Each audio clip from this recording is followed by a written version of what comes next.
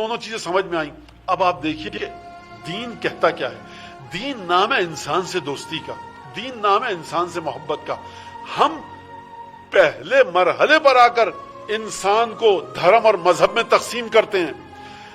مذہب اور دھرم پہلے مرحلے پر آ کر انسان کو انسان سمجھتا ہے، بعد میں کہیں جا کر مذہب کی بنیاد پر اور مذہب اور ریلیجن اور سیکٹ کی بنیاد پر تقسیم کرتا ہے۔ کتنا فرق ہے ہم میں اور ہمارے ائمہ میں۔ ہماری پہلی بنیاد یہ ہوتی ہے، یہ جو صاحب آئے، اگر ہم مسلمان ہیں یہ ہندو تو نہیں ہے، اگر ہم ہندو ہیں یہ مسلمان تو نہیں، ارے انسان تو ہے، ہنس کر بات کیجئے، مسکرا کر بات کیجئے، اس کی تکلیف کو دور کیجئے۔ توجہ کیا آپ نے؟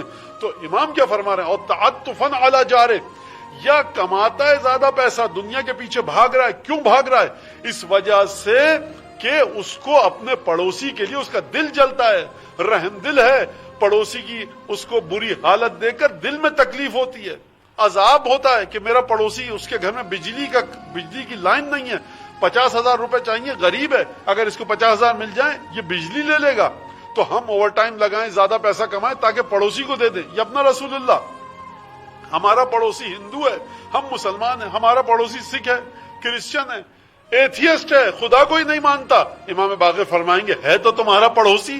پڑوسی کے حقوق ہے۔ مولا کائنات علی ابن ابی طالب نے نہج البلاغہ میں فرمایا، اللہ اللہ فل جیران فإنہم وصیۃ نبیکم، خدا کے لیے اپنے پڑوسیوں کا خیال رکھو۔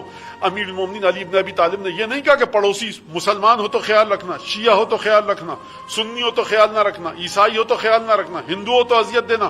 کہا اگر اس کے گھر کی دیوار تمہارے دیوار سے ملی ہوئی ہے، اگر وہ محلے میں تمہارا پڑوسی ہے تو خبردار یاد رکھنا اس کے حق و حقوق ہیں، یہ تمہارے نبی نے، تمہارے پیغمبر نے، تمہارے پروفٹ نے تم کو وصیت کی ہے، نصیحت کی کہ خبردار اپنے پڑوسی کے حق کو ضائع مت کرنا۔ تو آپ نے توجہ کی کہ کس طرح سے پڑوسی کے حقوق ہیں۔ پڑوسی کے حق یہاں تک ہیں کہ آپ محنت کر کے مزید پیسہ کمائیے۔ مولانا مجھے ہاتھ نہیں پھیلانا کسی کے سامنے، میرے گھر میں اچھی انکم آ رہی ہے۔ اچھا جائیے گھر والوں کے لیے محنت کیجیے۔ مولانا کیا محنت کروں؟ میرے گھر میں حالات اچھے ہیں، گھر میں اے سی بھی ہے، بجلی بھی ہے، جنریٹر بھی ہے، سب کچھ صحیح ہے، ریفریجریٹر، جتنی دنیا کی آسائشیں ہیں جتنے اپلائنسز ہیں آج کے الیکٹرانکس اور الیکٹریکل سب ہیں۔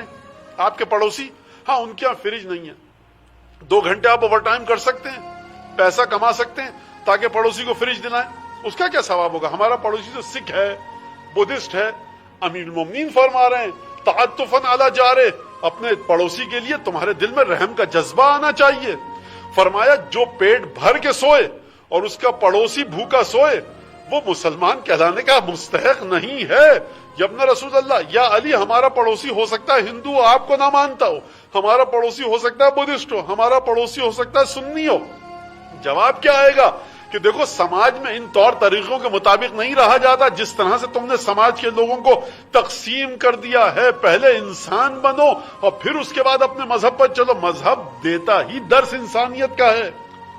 اور میں یہاں پر یہ بات کہہ دوں کہ یہاں پر میں فقہی مسئلہ نہیں بتا رہا، فقہی مسائل جن کو پوچھنے اپنے علاقے کے عالم دین سے، مسجد امام باڑے میں جو نماز پڑھاتے ہیں ان سے پوچھیں۔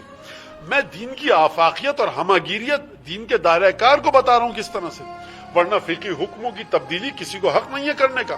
میرے کہنے کا مقصد یہ کہ دین انسان کو تکریم دیتا ہے۔